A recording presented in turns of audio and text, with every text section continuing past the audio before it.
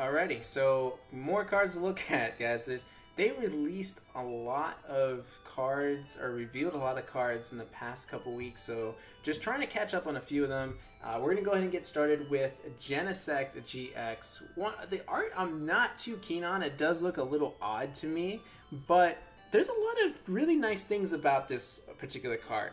Alright, so first of all, it's a basic Pokemon. Easy to get out, nest ball, whatever. 180 HP. Okay, not bad. It's standard. I think a lot of people are getting spoiled by the 190 HP Pokemon like Buzzwole and Lapras and all of them, but 180 HP is expected, so that's fine. It's a metal type, so it's got some resistance to Psychic, but it's got a weakness to Fire, which isn't a problem yet, at least. Fire isn't really played around a lot anymore. Volcanion is here and there, but it's going to get rotated out, and then after that, we're going to have to figure out what the next best Fire deck is, if there's going to be one anytime soon, because it looks like Lightning's going to dominate, but we'll get to that another time. Alright, so overall stats, it's okay. 2 energy retreat cost. We could do better, but it's, again, we're going to overlook that. The ability is pretty interesting. Double cassette, go figure. You may attach up to 2 Pokemon tool cards to this Pokemon.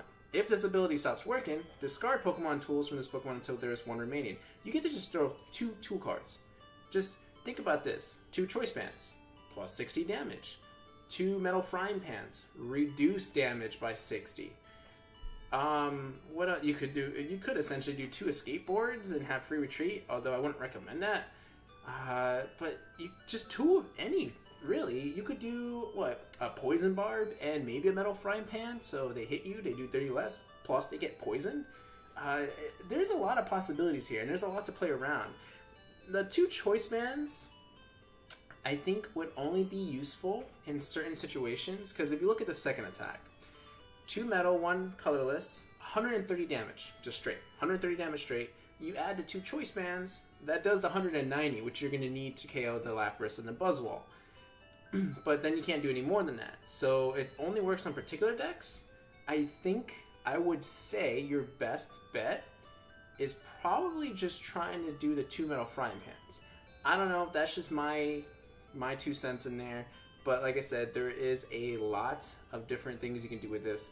And now I'm thinking there's a Magearna that was just recently released that lets you kind of pick up tool cards from your Pokemon. So you could essentially just kind of swap out tool cards depending on the situation, which could be kind of interesting. But yeah, I think there's a lot of opportunities here. I'm not really seeing any that it's like a for sure guarantee, like this is always going to work, but I think it's an interesting enough ability to at least kind of consider. So there's that, and we already talked about the second attack. It's just a straightforward attack. But the GX attack, 190 damage, don't apply resistance for this attack's damage. You can't use more than 1 GX attack in the game, so 190 straight up. So you don't even need the 2 choice bands really, if you just want to use the GX attack and just kind of use the 2 frying pans to just help reduce damage from other Pokemon. I think that's ideal. It's a pretty decent GX attack. It's fine. It hits numbers, so you could put a choice band, do 220, which knocks out just about every relevant GX Pokemon out there in the format. Maybe not your heavy hitters or heavy HP like Metagross. Metagross is still seeing slight bit of play here and there, but you're fine with the 190. So I really think Metal Frying Pan is the way to go with this guy, and KO, or kind of combining it with the Magearna. So that way you could just, take out a Metal Frying Pan, put a choice band to do the GX to get maybe a Zoroark or a Golisopod or something like that. Like I said, there's a lot of opportunity, there's a lot of play here. I think there's a lot left to be kind of explored. And I think a lot of people are going to try to figure out a way to use Genesect, because Genesect has always been like a fairly good card. Even the Shining Genesect was pretty good. It was, I think, in the top 4 or 8 of Worlds. Was it Worlds? Or one of the regionals or something. Internationals maybe in this past year. And then there was the Genesect EXs that were also fairly good. So this is going to see some play. It's people love Genesect, at least enough to at least want to play in a deck. Alright, and there's a couple other cards here that were kind of announced with it. Nothing too exciting, though. I think this is just, I think they said it was just to promote the movie that's coming out. So you have Lugia, 130 HP, which is nice, but 30 damage, and you get to accelerate energy onto this Pokemon. You're leaving yourself wide open, but there's that. And then you have 110 for 4. it's not worth it. It's really not. And he's, yeah, this Pikachu card, which is a pretty looking cool card because it's got the Cablion there and the Tropius. Kind of like Pokemon no one really kind of thinks about anymore. But it's okay. 60 HP, 10 damage for 1 lightning. Then you get, for a double colorless, you get to search your deck for any 1 card and put it into your hand. Could be useful, but I think people are going to play other Pikachus. 70 HP Pikachu is basically the best one to play, just because of that Buzzwole, man. That Buzzwole is just wrecking basic Pokemon. Alright, let's look at a couple of other cards. Cablion. First of all, let's just talk about how pretty this art is. This is just one of the coolest looking Cablion artworks I've ever seen. I like the pink like aura effect around it. That's just kind of recreating the sky. I don't know. It's just awesome. I love it. It's great. Let's keep this up. Whoever's doing this, let them keep drawing Pokemon cards. Alright, let's see what we got. 120 HP. Would have liked 130 because 120 HP can get easily knocked out by a couple Pokemon. It is a basic, so easy to get out.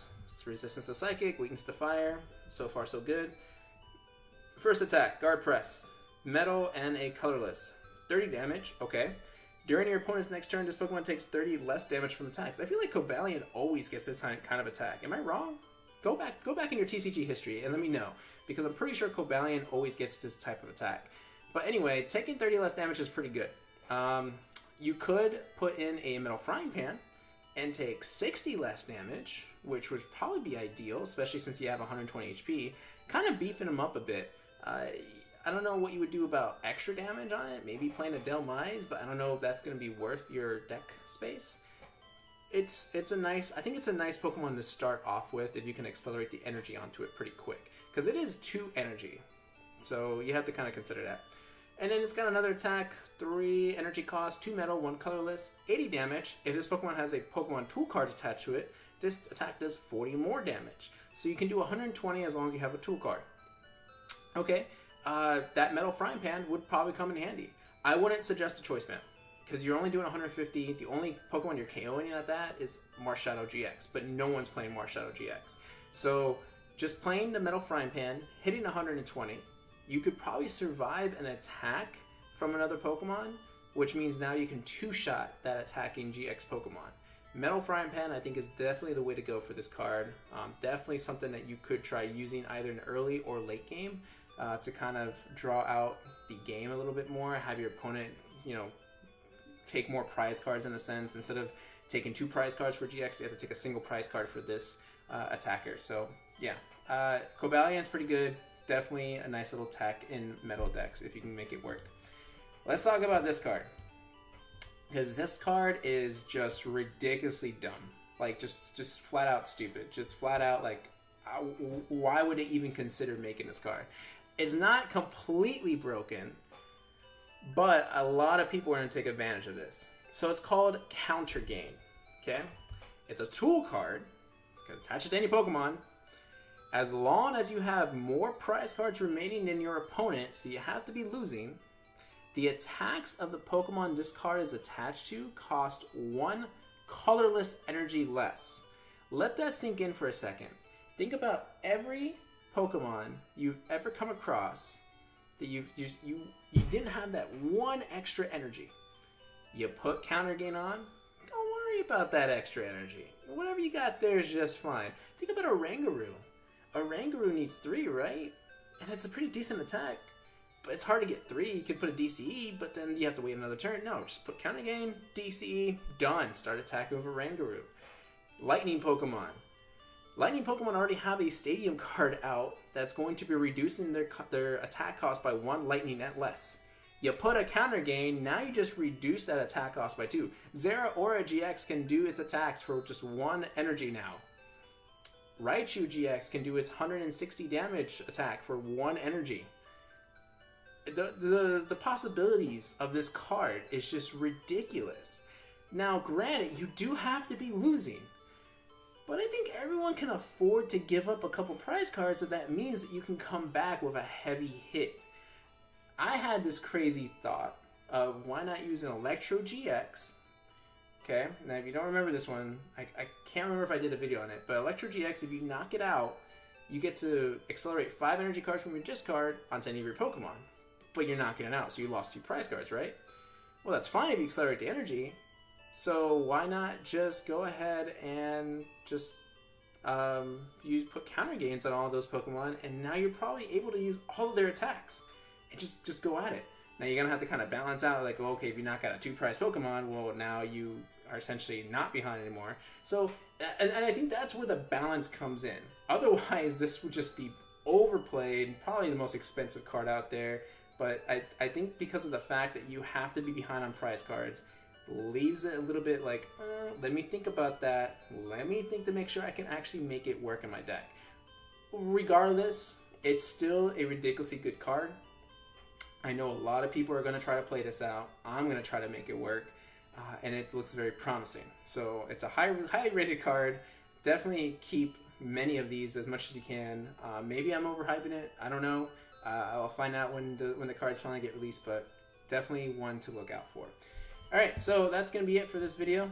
We took a look at a few good cards, pretty decent ones, and obviously one ridiculously good one. And yeah, let me know in the comment section what you guys think about the cards. If you're a fan of metal types, if you're looking forward to Genesect GX, or even the Cablion. Like I said, Cablion's pretty good. Or if you're a competitive player and you're really looking forward to Counter Gain, because Counter Gain is definitely, you gotta keep your eyes on this one, guys. But yeah, like, subscribe, comment, do what you gotta do. I'll see y'all in the next video.